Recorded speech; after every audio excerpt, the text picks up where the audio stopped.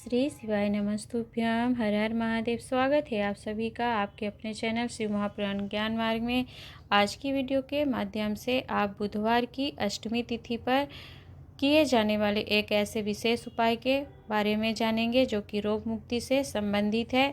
मान लीजिए कि कैंसर, किडनी, लीवर, दमा आदि या फिर किसी को चलने में कोई किसी प्रकार की दिक्कत है तो उन्हें बुधवार की अष्टमी तिथि पर कैसा उपाय एवं कैसे करना चाहिए जिससे उन्हें रोगों से निवारण हो और रोग से मुक्ति प्राप्त हो। तो संपूर्ण उपाय को जानने एवं समझने के लिए वीडियो को अंत तक जरूर सुनिएगा, देखिएगा। चैनल पर पहली बार आए हैं तो चैनल सब्सक्राइब अवश्य कर लीजिएगा जिससे आपको हमारे उपायों की वीडियो समय पर एवं सरलतम रूप से प्राप्त होती रहे।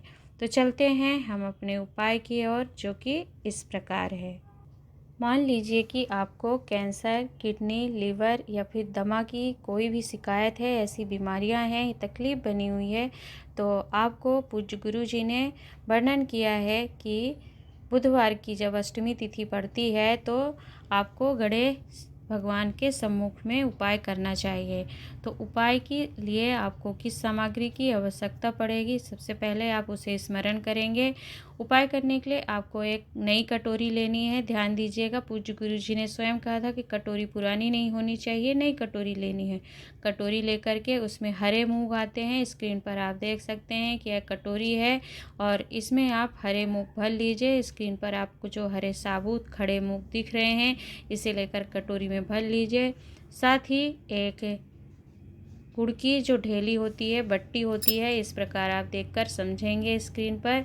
ऐसे ही गुड़ की बट्टी आपको इस हरे मूंग की कटोरी पर रख लेना है। साथ ही साथ आपको 5 बेलपत्र लेनी है और बेलपत्र लेकर के आपको अपने हस्त कमल पर कटोरी रखनी है हरे मूंग से भरा हुआ, और बेलपत्र रख करके जो व्यक्ति बीमार रहते हैं, जिनको कैंसर, किडनी या लीवर की या दमा से संबंधित कोई भी कैसा भी किसी को रोग है, तो गणेश पुराण के 3 अध्याय में वर्णन किया गया है कि अगर बुधवार के दिन की अष्टमी तिथि पड़ जाए तो उस दिन एक कटोरी में हरे साबुत मूंग रखकर उसमें गुड़ की एक ढेली रखें और 5 बेलपत्री रखकर जिस व्यक्ति को बीमारी है, कैंसर, किडनी, लीवर, जो भी बीमारी है, तो बीमार व्यक्ति के ऊपर से आपको 21 बार उतार कर अपने सीधे हाथ में कटोरी रखना है और अपना नाम गोत्र बोलकर, खुद का नाम गोत्र, यदि आप अपने स्वयं के लिए कर रहे हैं तो आप 21 बार उतारेंगे और खुद का नाम गोत्र बोलेंगे। यदि कोई अन्य व्यक्ति या घर के परिवार के कोई अन्य सदस्य 21 बार उतार रहे हैं तो वो आपका नाम एवं गोत्र बोलेंगे। इस बात का आप विशेष ध्यान रखेंगे।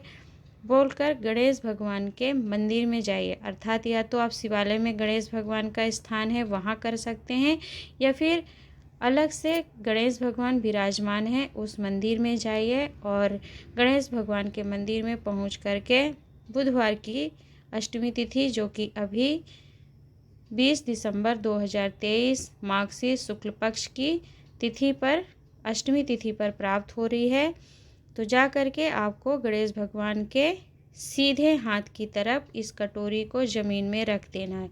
ध्यान दीजिएगा, जब आप मंदिर में जाएंगे तो जो कटोरी 21 बार उतार कर आप बीमार व्यक्ति के ऊपर से ले गए हैं उसे ज़मीन पर गणेश भगवान का जो सीधा हाथ है, अर्थात जब आप अपने लेफ्ट हैंड के साइड अर्थात बाएं हाथ की तरफ रखेंगे तो गणेश भगवान का सीधा हाथ हो जाएगा।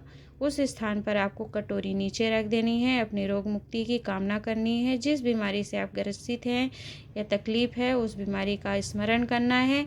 और जब कटोरी आप ज़मीन पर रखेंगे तो ध्यान दीजिएगा कि यदि वहाँ पर ब्राह्मण पंडित कोई बैठे हैं तो आपको वह कटोरी उनके हाथ में नहीं देना है। आपको मात्र कटोरी ही जो ले कर के गए हैं उसे ज़मीन पर रखना है। तो यदि आप इस प्रकार से ज़मीन पर रख कर आ जाते हैं तो फिर आपकी किडनी, लीवर, कैंसर जैसी जो भी भारी बीमारियां हैं उससे रोग से मुक्ति मिलने लगती है, बीमारियों में आराम मिलने लगता है। और यदि किसी व्यक्ति को चलने में दिक्कत होती है या फिर उनको दमा से संबंधित कोई समस्या है, वो भी इस उपाय को करते हैं तो उनको भी इस तकलीफ़ से आराम मिलने लगता है। ऐसा स्वयं पूज्य गुरु जी ने वर्णन किया है। पूज्य गुरु जी ने श्री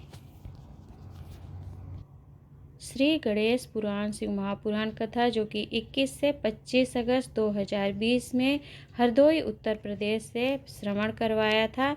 इस कथा का विशेष प्रसारण भी किया गया था 13 से 17 सितंबर 2021 में। तो यदि आपको उपाय को लेकर किसी भी प्रकार की समस्या है या आप नहीं समझ पाए हैं तो उसे पूछिएगा, हम उसे बताने का प्रयास करेंगे। या फिर आप पूज्य गुरु जी की ऑफिशियल चैनल पर भी आप इस उपाय को स्वयं अपने कानों से श्रवण कर सकते हैं। आशा करती हूँ कि उपाय समझने में आपको किसी भी प्रकार की समस्या नहीं हुई होगी।